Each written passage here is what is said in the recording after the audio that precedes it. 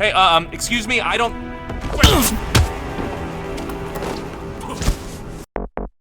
True to Agent 47's nature, the Hitman series has undergone a number of transformations. It started off as a stealth sandbox game, moved over to something more streamlined and action-based, and eventually became a mobile puzzle game. Now comes an episodic version of Hitman. So, is it worth it?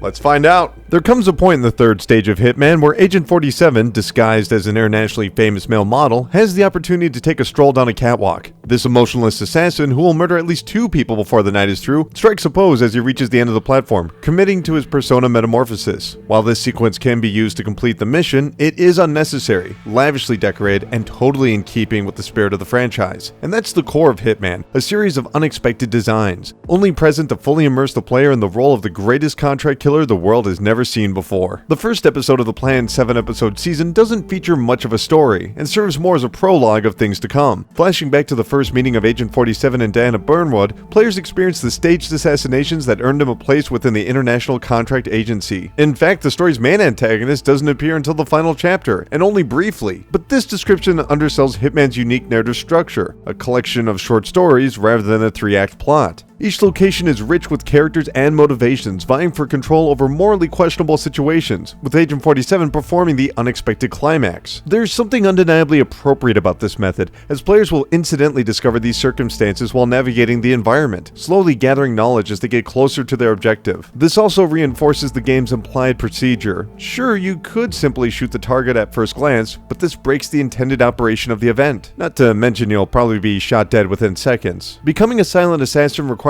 an understanding of schedules, layouts, and social orders, all of which is made easier with instinct vision, allowing players to see through walls and discover nearby guards. Agent 47 is a chameleon of sorts, able to don clothing to fit in with his surroundings and slip past security without attracting suspicion, though more knowledgeable observers, who are displayed here with white dots above their head, will quickly recognize an imposter. This is where Hitman excels in the stealth genre. Killing is a simple task. After all, 47 was genetically engineered to become the perfect murderer. But it's the challenge of breaking through the highly monitored barriers without ever raising an eyebrow that makes the process so rewarding. Though completing every mission in the first episode will only take 90 minutes, Hitman extends its playtime with an abundance of approaches. Will you poison the information broker with his favorite cocktail, or catch him in an empty hallway? Will you be hands-on or far away? That's up to you. Upon completion of the main campaign, players can take on bonus targets and objectives. Escalation mode centers around the second mission, but with different targets and methods. Requirements such as particular actions and disguises increase with each successive level. Eliminating the general and a soldier without knocking out anyone is a satisfying challenge. Hitman also allows for user-created assassinations, though the results are somewhat underwhelming. These are accomplished by targeting and killing an individual before escaping. There's certainly potential in this concept, but the lack of customizable requirements leaves the option feeling flat.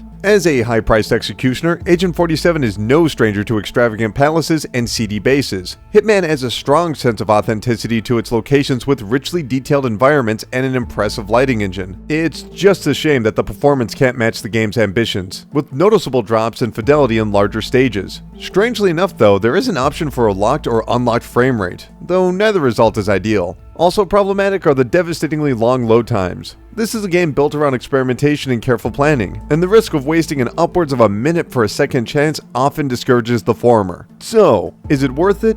Yes. Of course, this is only a small slice of a much larger experience, but on its own it provides a unique combination of strategy and visceral action. Though leaderboards and challenges are incentive enough to alter an approach, it's just plain fun to see how much 47 can accomplish without ever getting caught. Yes, the technical issues hurt the overall experience, but Hitman's deeply rewarding gameplay and brilliant design are too gratifying to pass up. Hitman's first episode is currently available on the Xbox One, PlayStation 4, and PC for $15, with the full season available for $59.99. If you've had a chance to play it, let me know what you thought, and if you haven't, let me know if you plan on picking it up. My name is Colin Tanner, and I'll see you in the next video.